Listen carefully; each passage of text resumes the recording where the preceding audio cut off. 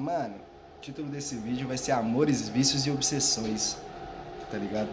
Porque todo mundo é viciado em algo. Seja sentimento, seja pessoa, seja comida, seja Coca-Cola, seja qualquer coisa do tipo. Você é viciado em algo. Seja um comportamento, porque o seu cérebro funciona dessa forma, entende? E o que acontece, mano? Tô aqui hoje pra explicar pra vocês um pouquinho sobre maconha, velho. É maconha, cara. Porque, por um exemplo, tem um tabu muito grande, né? Nesse assunto, nesse tipo de coisa. E pensa que há 40 anos atrás era legalizado. Por ser algo que os negros usavam, os escravos usavam e etc. nas favelas, foi proibido, cara. Aí o que acontece? Indo direto ao ponto, eu tenho uma linha de raciocínio, cara, que explica um pouco sobre. Eu não gosto de nada que é sintético, entende? Nada que, por exemplo, cocaína eu odeio, cara, do fundo da minha alma. Esses trem tudo aí. Porque, mano, se foi feito pelo homem, foi feito pra ganhar dinheiro. Se foi feito pra ganhar dinheiro, mano, é ruim pra caralho. Você pode ter certeza. E por que eu falo sobre maconha, né, velho? Porque, velho, Deus criou. Se ele criou com a sua onipresença, onipotência, onisciência, mano, ele saberia que em algum momento alguém tacaria fogo naquilo, cara. Mas o que acontece? Vamos colocar a nossa sociedade. O nosso berço, cara, é a África e indígena, né? Vamos colocar. E vamos pegar sobre história. Eu gosto muito de falar sobre história. Foi achado nos templos antigos da época de Cristo, cara. Do cristianismo mesmo. Cannabis. Era chamado de. Esqueci o nome. Mas foi achado cannabis, velho. Nos incensários. Que fazia a defumação dos templos. Então vamos colocar os nossos pilares, África, essa parte aí, e povo indígena daqui. Nessas duas tribos, cara, já foi encontrado a forma recreativa, medicinal e sagrada da utilização da cannabis, da utilização da maconha. E o que ela faz com você? Ela é um relaxante, ela te relaxa, te libera dopamina e você fica relaxadinho, tranquilo, feliz e os caras da quatro, tá ligado?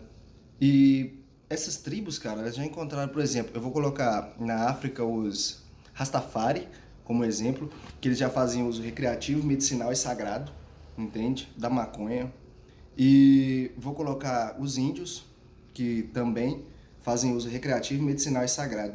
Um fato curioso, cara, olha pra você ver que interessante. Eu viajava pro interior do Campo Grande. Eu ia trabalhar com os índios lá, cara, vender pros índios. Eu era viajante, tá ligado? E os caras trocavam maconha por saco de arroz, tá ligado? Então, e eles também faziam uso sagrado, tinha um momento, um ritual e tudo mais, entende? Então já colocaram o uso recreativo, medicinal e sagrado da maconha. Aí eu vou colocar nós, mano, como caucasianos brancos, entende?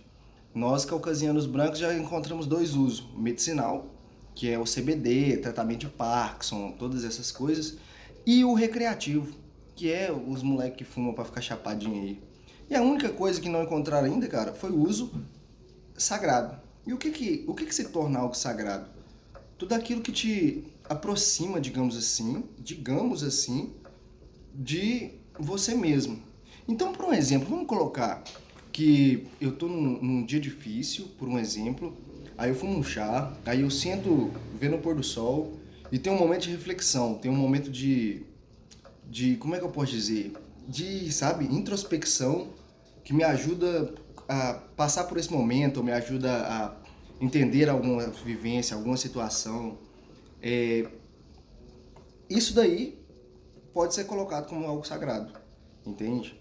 E então o que acontece? Basicamente tem todo esse tabu a respeito da maconha e etc, que foi construído ao longo do tempo, entende? Mas por um exemplo, o tabaco. O cigarro é um dos principais causadores de câncer hoje. E ele vende em qualquer lojinha de esquina aí legalizado. Por quê? Porque antigamente, na época dos escravos, os produtores, cara, de tabaco eram os caucasianos brancos e etc. Que eles plantavam, então eles consumiam disso e etc. Porque todo mundo vende aquilo que consome, entende? Aí, talvez por isso eu esteja vendendo a ideia da maconha. Então o que acontece? Eles usavam cigarro, então foi pá, era liberado. Vamos colocar também a época da bebida. Teve até aquela época lá nos Estados Unidos, né, pra fora, que ela era proibida, né, e o comércio era ilegal. A época do whisky, Johnny Walker, quando saiu todas essas coisas. Aí, beleza, isso era proibido. E o que que faz mais mal pro ser humano, né, cara? Eu fico pensando com todo mundo que eu conheço, todo maconheiro que eu conheço, cara. Pô, eles são as pessoas mais, como é que eu posso dizer?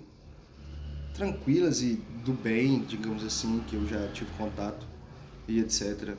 E normalmente não tem outro vício, normalmente não consome mais nada do tipo, se limita nisso e etc. Então, cara, qual que é seu vício? Conta pra mim aqui. Porque todo mundo tem algum. E o pior de todos eu acho que é sentimentos e pessoas, né, cara? Porque isso é o que mais prende a gente, né, cara?